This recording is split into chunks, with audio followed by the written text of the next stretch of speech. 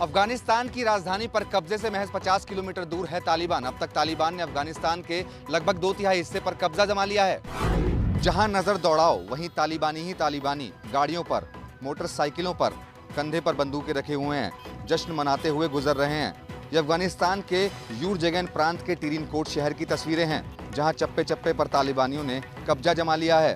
ये तीसरा शहर है जिसे तालिबान ने एक ही दिन यानी शुक्रवार को अपने कब्जे में लिया। तालिबान ने लोगार प्रांत पर भी आज ही कब्जा कर लिया है। इस तरह तालिबान अफगानिस्तान की राजधानी काबुल से महज 50 किलोमीटर की दूरी पर है। हालांकि अफगानिस्तान के राष्ट्रपति अमरुल्लाह सलेह ने हुंकार भरी कि अंतिम समय तक तालिबान से लड़ेंगे, लेकिन टिरिन कोट शहर की ये तस्वीरें बता रही हैं कि तालिबानी लगातार बढ़े चले जा रहे हैं। अमेरिका करीब 20 साल तक चली लंबी लड़ाई के बाद अपनी फौज को इसी महीने वापस बुला रहा है। वहीं तालिबान अब अफगानिस्तान पर कब्जा करने की तरफ आगे बढ़ रहा है। अफगानिस्तान के कंधार से आई है मौजूदा संकट की एक भयानक तस्वीर। अफगान फौज शहर छोड़कर भाग रही है और उनके पीछे तालिबान आतंकी दौड़ रहे हैं। तालिबान कंधार शहर में घुस गया है और अफगान आर्मी की स्पेशल फोर्स कंधार एयरपोर्ट की तरफ भाग रही है ताकि जल्दी से जल्दी शहर छोड़ सके। कंधार में भयानक बदहवासी और अफरा तफरी का आलम है। ये तस्वीर बता रही है कि तालिबान ने अफगानिस्तान की सरकार और वहां की फौज को किस कदर घुटने पर ला दिया है। कंधार में तालिबान के आतंकी अमेरिकी गाड़ियों में लद कर घूम रहे हैं। एक ही गाड़ी में इतने तालिबानी आतंकी सवार हैं कि गिनना मुश्किल हो जाएगा। ऐसी गाड़ियां कंधार की सड़कों पर अब खुलेआम घूम रही हैं और दहशत फैला रही हैं। तो एक तरफ शहर छोड़कर भागती अफगान फौज और उनके पीछे दौड़ते तालिबानी आतंकी, ये तस्वीर वाकई डरावनी है। तालिबान के हौसले इस कदर बुलंद हैं कि अफगानिस्तान के 34 में से 12 प्रांतों पर तालिबान का कब्जा हो चुका है। तालिबानियों ने अफगानिस्तान के तीसरे बड़े शहर हेरात पर कब्जा कर लिया। तालिबानियों ने हेरात एयरपोर्ट पर जमकर लूटपाट भी की, गाड़ियां भी लूट की और गाड़ियों के ऊपर रखा सामान भी लूट का। अफगानिस्तान के हेरात एयरपोर्ट पर तालिबानी आतंकियों ने जमकर लूटपाट मचाई। तालिबानी आतंकी हेरात एयरपोर्ट पर अमेरिका के अफगानिस्तान को दिए गए उपकरणों को गाड़ियों में भर भर कर ले गए। तालिबान आतंकी हेरात एयरपोर्ट के अंदर उस जगह भी गए जहां अमेरिका के ब्लैक हॉक हेलीकॉप्टर खड़े थे। बंदूकधारी तालिबानी इन हेलीकॉप्टर पर चढ़े भी, हालांकि उन पर रोटर नहीं लगे थे। हेरात अफगानिस्तान का तीसरा सबसे बड़ा शहर है जिस पर अब तालिबान का कब्जा हो गया है। तालिबान का दावा है कि उसने हेरात के पुलिस मुख्यालय पर कब्जा कर लिया है। तालिबान ने इसको लेकर ये वीडियो भी जारी किया है। हेरात पर तालिबानियों का कब्जा खतरे की एक बड़ी घंटी माना जा रहा है, क्योंकि हेरात न सिर्फ एक बड़ा शहर है बल्कि राजनीतिक लिहाज से भी काफी अहम है। अपने ही नागरिकों को अफगानिस्तान में नहीं घुसने दे रहा है तालिबान। पाकिस्तान से लगते बॉर्डर को तालिबान ने बंद कर दिया है। हजारों की संख्या में ये लोग पाकिस्तान अफगानिस्तान बॉर्डर पर फंसे हुए हैं। ये सब लोग भीषण गृह युद्ध से जूझ रहे अपने मुल्क अफगानिस्तान में अपनों के पास लौटने की कोशिश कर रहे थे, लेकिन तालिबान ने इस बॉर्डर को बंद कर दिया, जिसके बाद यहाँ पर अफगानी लोगों का सब्र जवाब दे गया। बॉर्डर पर एक अफगानी व्यक्ति की हार्ट अटैक से मौत के बाद यहाँ लोगों का गुस्सा फूट पड़ा और बॉर्डर पर पाकिस्तानी फौज के साथ उनका टकराव हो गया। उन्होंने पाकिस्तानी फौज पर पथराव किया, जिसके बाद बेकाबू भीड़ पर आंसू गैस के गोले दागे गए, उन पर लाठियां भी चलाई गई। दरअसल पाकिस्तान ने अफगानिस्तान के लोगों के लिए वीजा फ्री ट्रेवल की सुविधा पर रोक लगा दी, जिसके बाद तालिबान ने बॉर्डर बंद कर दिए। तालिबान के बढ़ते प्रभाव के बीच अफगानी नागरिकों ने पाकिस्तान के खिलाफ उतारा गुस्सा। पाकिस्तान पर पाबंदी लगाने की मांग का चलाया कैंपेन। तालिबान की हिंसा ने अफगानिस्तान के नागरिकों का जीवन नर्क बना दिया है। खुद संयुक्त राष्ट्र ने माना है कि लगभग 4 लाख अफगानी लोग इस संकट के बीच दरबदर हो गए हैं। अफगानिस्तान के नागरिक तालिबान के पीछे पाकिस्तान का हाथ बता रहे हैं और पाकिस्तान के खिलाफ गुस्सा सोशल मीडिया पर उतार रहे हैं। ट्विटर पर सैंक्शन पाकिस्तान यानी पाकिस्तान पर पाबंदी लगाओ हैशटैग से कैंपेन चलाया जा रहा है। ये ट्विटर पर ट्रेंड कर रहा है। कल पाकिस्तान के प्रधानमंत्री इमरान खान के बयान ने अफगानियों को और भड़काया है। इमरान खान को तालिबान का समर्थक माना जाता रहा है। कल भी इमरान ने कहा था कि अफगानिस्तान में लोग कठपुतली सरकार नहीं चाहते। अफगानिस्तान से अब अपने कर्मचारियों को निकालने की तैयारी कर रहा है अमेरिका। इसके लिए अमेरिका अपने 3000 सैनिकों को अफगानिस्तान भेज रहा है। अफगानिस्तान में लगातार हालात बिगड़ते देखकर अब अमेरिका अपने नागरिकों को लेकर चौकन्ना हो गया है। तालिबान को काबुल की तरफ बढ़ता देखकर अमेरिका अपने दूतावास से कर्मचारियों को वापस बुला रहा है। इसके लिए 2 दिन के भीतर 3 इन्फेंट्री बटालियन अफगानिस्तान भेजी जाएंगी। वो अगले 24 से 48 घंटे के भीतर काबुल स्थित हामिद करजाई इंटरनेशनल एयरपोर्ट की तरफ जाएंगी। इनमें से 2 बटालियन अमेरिका नौसेना की हैं और 1 अमेरिकी आर्मी की बटालियन है। इसके बाद सेना और वायुसेना का जॉइंट ऑपरेशन चलेगा, जो कि हजारों लोगों को निकालने में मदद करेगा। अमेरिका ने अभी अपने 650 सैनिकों को अपने राजनयिकों की सुरक्षा और एयरपोर्ट की सुरक्षा के लिए अफगानिस्तान में बनाए रखा है। अमेरिकी सुरक्षा मुख्यालय पेंटागन ने कबूल किया है कि अब अफगानिस्तान में हालात बदतर होते जा रहे हैं। इसीलिए काबुल स्थित दूतावास को खाली कराने के लिए अमेरिका 3000 अतिरिक्त सुरक्षा बल भेज रहा है। जम्मू कश्मीर में सुरक्षा बलों पर फिर हुआ ग्रेनेड से हमला। सोपोर में बड़े बाजार में सीआरपीएफ के जवानों पर ग्रेनेड फेंका गया। ये सोपोर में ग्रेनेड हमले के बाद की तस्वीरें हैं। मिलिटेंट्स ने एसबीआई बैंक की शाखा के पास सुरक्षा बलों पर ग्रेनेड से अटैक किया। सोपोर में ग्रेनेड फेंकने के बाद जो धमाका हुआ उसमें सीआरपीएफ के 3 जवान घायल हो गए, जबकि 1 नागरिक भी जख्मी हो गया। हालांकि घायलों को मामूली चोट आई है, लेकिन सुरक्षा बलों पर ग्रेनेड से हमले की तादाद बढ़ती जा रही है।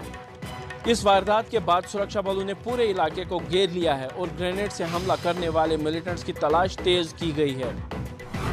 इससे पहले कल दक्षिण कश्मीर के कुलगाम में एक मिलिटेंट हमला हुआ था, जिसमें सुरक्षा बलों ने मीर बाजार इलाके में लश्कर के एक पाकिस्तानी मिलिटेंट उस्मान को मार गिराया। भारत में मौजूदा राजनीतिक विवाद के बीच ट्विटर ने अपने इंडिया हेड मनीष माहेश्वरी को हटाया। माहेश्वरी का अमेरिका तबादला किया गया। राहुल गांधी समेत कांग्रेस के कई नेताओं के ट्विटर अकाउंट सस्पेंड होने से जो सियासी तूफान उठा है, उसी के बीच ट्विटर ने अपने इंडिया हेड मनीष माहेश्वरी को उनकी मौजूदा भूमिका से हटा दिया है। उन्हें अमेरिका के सैन फ्रांसिस्को भेजा गया है, जहां माहेश्वरी को रेवेन्यू स्ट्रेटेजी और ऑपरेशंस का सीनियर डायरेक्टर बनाया गया है। ट्विटर के मुताबिक Manish Maheshwari new market entry के लिए रणनीति बनाने का काम देखेंगे। मनीष ने बतौर मैनेजिंग डायरेक्टर साल 2019 में ट्विटर इंडिया का कामकाज संभाला था। वो इस पद पर करीब 2 साल तक बने रहे। ट्विटर ने सिर्फ राहुल गांधी नहीं बल्कि कांग्रेस पार्टी के 23 नेताओं के अकाउंट को लॉक किया है। इसके साथ ही ट्विटर ने कांग्रेस पार्टी समेत उसके 7 संगठनों के अकाउंट पर भी ताला लगा दिया।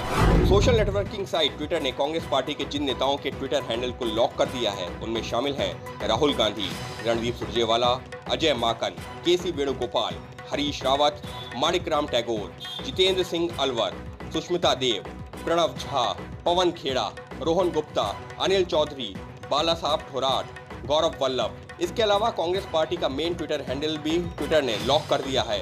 इसी पर बवाल मचा हुआ है। कांग्रेस के मेन ट्विटर हैंडल के अलावा ट्विटर ने महाराष्ट्र कांग्रेस, मुंबई कांग्रेस, राजस्थान कांग्रेस, तमिलनाडु कांग्रेस और गुजरात कांग्रेस के ट्विटर हैंडल पर भी ताला लगा दिया है। राहुल गांधी का ट्विटर अकाउंट लॉक होने पर तकरार बढ़ी। राहुल गांधी ने कहा, ट्विटर मेरे लाखों फॉलोअर्स का अपमान कर रहा है, ये लोकतंत्र पर हमला है। राहुल गांधी ने अपने ट्विटर अकाउंट लॉक किए जाने पर गुस्सा जाहिर किया है। राहुल बोले, ये ट्विटर का खतरनाक खेल है। This is an attack on the democratic structure of the country. This is not an attack on Rahul Gandhi. This is not, simply shutting Rahul Gandhi down. I have 19-20 million followers. You're denying them. Rahul Gandhi के Twitter account का lock होना Delhi cantt में लड़की से rape और हत्या के मामले से जुड़ा हुआ है। आरोप है कि राहुल गांधी ने अपने ट्विटर अकाउंट पर पीड़ित परिवार के पहचान को सार्वजनिक किया था। देश की आजादी के 75 साल के मौके पर खेल मंत्रालय ने लॉन्च किया फिट इंडिया फ्रीडम 2.0। देश के 75 शहरों में इस दौड़ का आयोजन किया गया। इस कैंपेन की शुरुआत दिल्ली के मेजर ध्यानचंद स्टेडियम से हुई, जहां देश के युवा मामलों और खेल मंत्री अनुराग ठाकुर ने फिट इंडिया फ्रीडम रन की लॉन्चिंग की। खेल मंत्री अनुराग ठाकुर ने हरी झंडी दिखाकर दौड़ को रवाना किया। उन्होंने खुद भी दौड़ लगाई और साथ में युवा मामलों और खेल के राज्य मंत्री निशित प्रमाणिक भी उनके साथ दौड़े। इस फिट इंडिया रन में एनएसजी कमांडो ने भी हिस्सा लिया। वीडियो कॉन्फ्रेंसिंग से इस अभियान को पूरे देश में लॉन्च किया गया। देश की आजादी के 75 साल के मौके पर आजादी के अमृत महोत्सव कार्यक्रम के तहत देश भर में फिट इंडिया रन आयोजित की जा रही है। हिमाचल के लाहौल स्पीति में पहाड़ टूटकर नदी में गिरा। हादसे की वजह से यहां पास के 2 गांवों पर मंडराया संकट। तस्वीरें दूर से ली गई हैं, लेकिन यहां साफ दिख रहा है कुदरत का कहर। हिमाचल के लाहौल स्पीति में हादसा हुआ। यहां नालड़ा और जशद गांव के बीच लैंडस्लाइड से चंद्रबाहा नदी का प्रवाह रुक गया है। घटना के बाद तड़क गांव में पानी भर गया। हालांकि इस गांव में कम ही घर हैं, जिससे लोगों को सुरक्षित निकाला जा रहा है। नदी का प्रवाह रुकने से पास के जशद गांव के लोगों को खतरा पैदा हो गया है। यहां के लोगों को ऊंची जगहों पर पहुंचाया जा रहा है। बाढ़ को लेकर एक्शन में योगी सरकार। कल नाव पे बैठकर मुख्यमंत्री योगी आदित्यनाथ ने बाढ़ का हाल जाना, तो आज किया हवाई सर्वेक्षण। हेलीकॉप्टर में सवार हैं सीएम योगी आदित्यनाथ और खिड़की से नीचे यूपी में बाढ़ से बर्बादी का मंजर दिख रहा है। यूपी में बाढ़ से हालात बेकाबू होते जा रहे हैं। वाराणसी, प्रयागराज, बलिया, मिर्जापुर समेत पूर्वी यूपी के कई जिले बाढ़ की चपेट में हैं। निचले इलाके पानी में डूब गए हैं। आज सीएम योगी ने गाजीपुर और बलिया जिले में बाढ़ प्रभावित इलाकों का हवाई सर्वेक्षण किया है।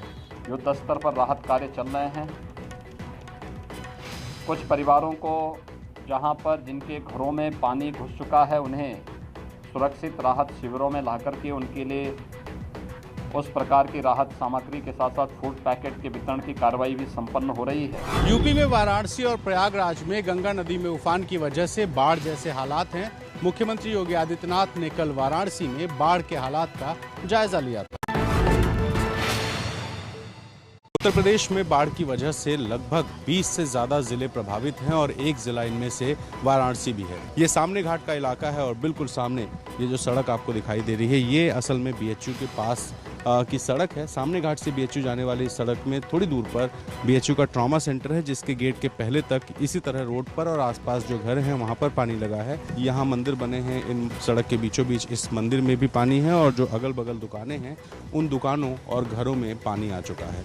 लोगों को दिक्कतें हैं और यहाँ से आप देखिए कि बिल्कुल करीब 100 मीटर की दूरी पर गंगा जी बहती थी, लेकिन जो बहुत निचला स्तर था गंगा जी का, वहाँ से गंगा का स्तर बढ़ते हुए मोहल्लों में पहुँचा है। तो दिक्कतें ज़्यादा हैं लोगों की, लेकिन इस बीच में एक राहत की खबर ये है कि जो गंगा का जल स्तर है वो 72.32 मीटर जाने के बाद स्थिर है और उम्मीद की जा रही है कि एक आध दिन में पानी का जो स्तर है वो घटना शुरू हो जाएगा। यूपी की बाढ़ बारिश में बह रही जिंदगी, तो कहीं पानी ने घर को ढहा दिया। नदी किनारे बना ये मकान जमीन कटान की वजह से इस तरह गिरा है।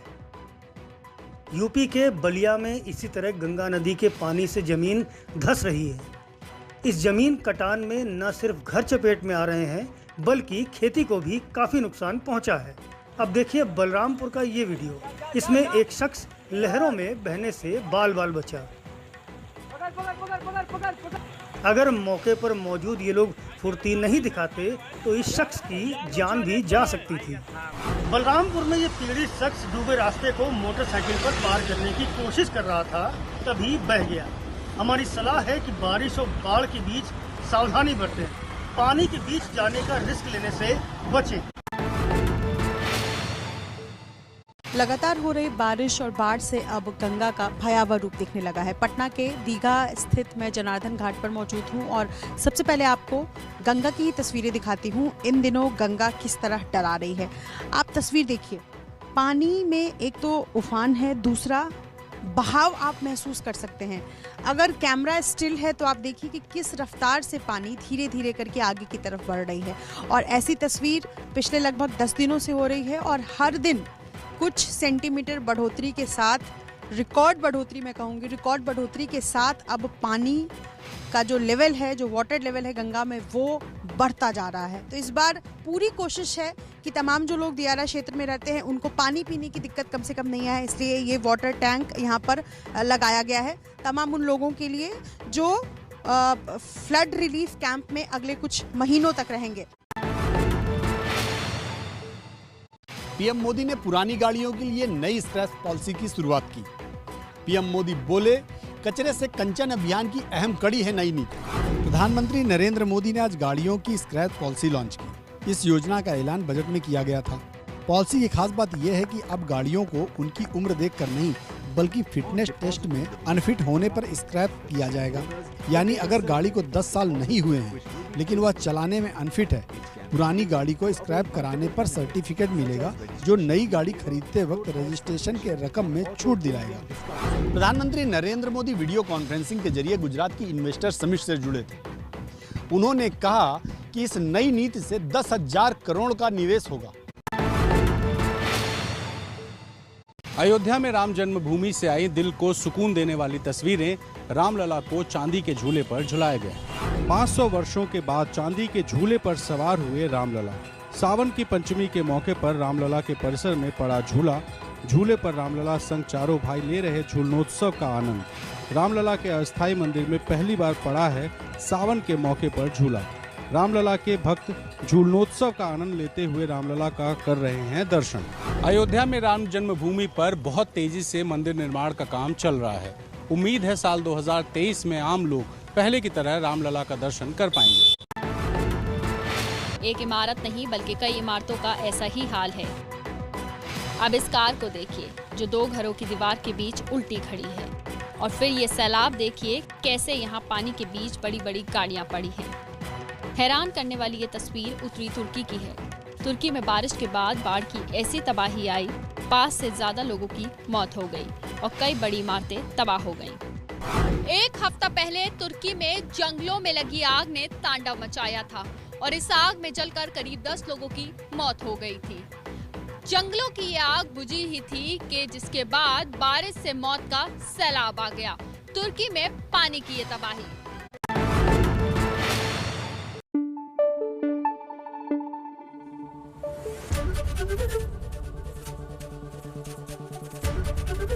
एबीपी न्यूज आपको रखे आगे।